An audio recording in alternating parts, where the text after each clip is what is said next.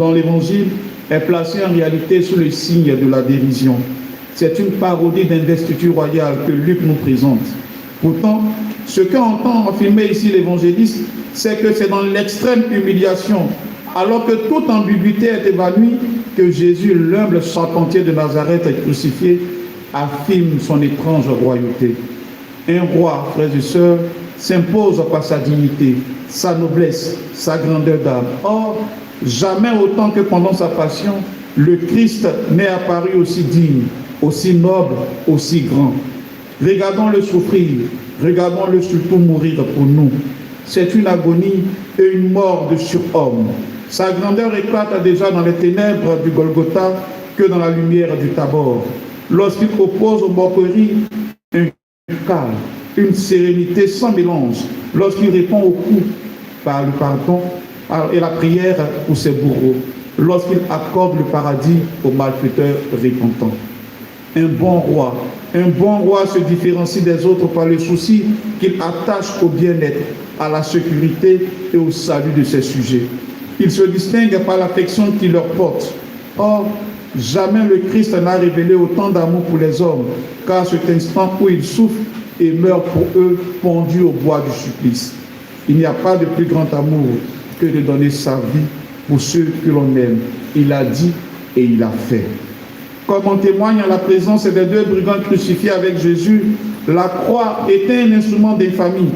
Si elle est devenue pour nous aujourd'hui objet de vénération, trône de gloire, c'est pour avoir porté comme signe indubitable de l'amour de Dieu le corps meurtri de son Fils, unique sauveur pour le salut de tous.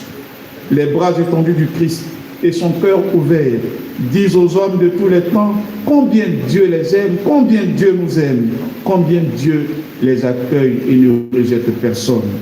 L'amour qui pardonne, l'amour qui accueille, voilà la loi suprême, la loi unique de la royauté du Christ. C'est la royauté sur le cœur, la royauté de l'amour. Le Christ n'a jamais conçu sa royauté d'une autre façon que celle-là. C'est pourquoi il résume simplement toute la loi divine en deux. Aimer Dieu de tout son cœur, de toute sa force, de toute son âme, et aimer son prochain comme soi-même. Le signe de la royauté du Christ, c'est l'amour de Dieu, l'amour infini pour nous. C'est pourquoi il a pu considérer l'heure de sa crucifixion comme celle de sa glorification.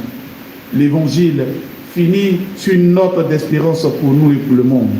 En effet, alors que nous voyons Jésus sur la croix, entouré de moqueries, un homme, un criminel, ose lui dire « Jésus, souviens-toi de moi quand tu viendras dans ton royaume. » Et Jésus de lui répondre « Aujourd'hui avec moi, tu seras dans le paradis. » Ce dialogue, frères et sœurs, il est bouleversant et il ouvre pour nous une lueur d'espoir que rien n'est encore perdu. Il révèle que le royaume du Christ est ouvert à tous, même aux derniers, même aux perdus, même aux crucifiés. Il suffit d'un cri, d'un regard, d'un acte de foi pour que nous soyons également sauvés. Le Christ roi est un roi blessé, un roi qui pardonne et un roi qui sauve. Son trône, c'est la croix. Sa couronne, elle est faite d'épines. Son sceptre est le bois du salut. Il ne règne pas sur des territoires, mais il règne sur des cœurs et il veut régner dans notre cœur. Il ne cherche pas à conquérir, il veut simplement aimer. Alors, que devons-nous faire pour accueillir ce roi? Nous devons avant tout reconnaître notre pauvreté comme le bon larron et lui dire « Souviens-toi, souviens-toi de moi, Seigneur ». Nous devons également laisser le Christ régner dans nos choix, nos relations, nos engagements. Enfin, nous sommes appelés à devenir des artisans de réconciliation, car le royaume de Dieu, c'est celui de la paix.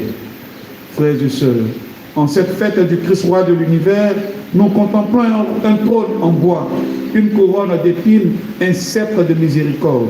Ce roi ne conquiert pas par la force, mais par l'amour. Il ne règne pas sur des frontières, mais sur des cœurs. Il ne condamne pas, mais il sauve.